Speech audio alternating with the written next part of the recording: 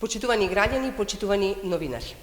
СДСМ во изминатите 4 години ја покачи минималната плата за над 6.000 денари, од 9.000 на 15.200 денари.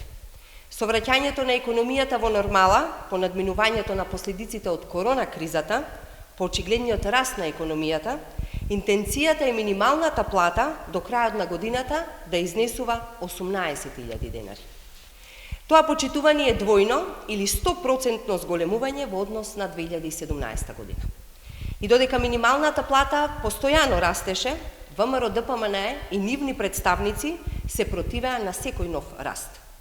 Една од нив почитувани беше и Данела Арсовска, кандидатката на ВМРО-ДПМНЕ и Мицкоски за градоначалничка на град Скопје. Арсовска јавно се противеше против зголемувањето на минималната плата, го нарекуваше вештачко, обвинуваше дека тоа ќе довело до колапс на илјадници предпријатија, дека економијата наводно нема да може да го издржи тоа.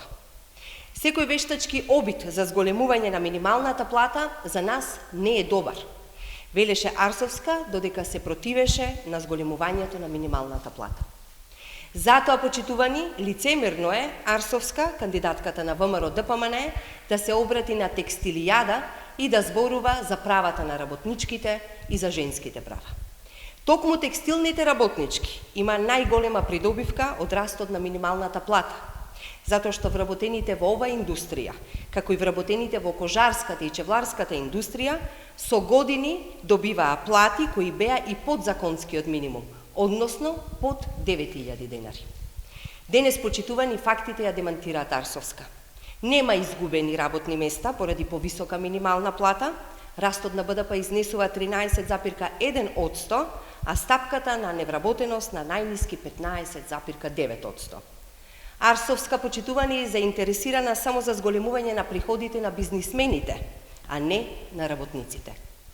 Таа, како и ВМРО-ДПМНЕ, има проблем кога парите завршуваат назад кај граѓаните.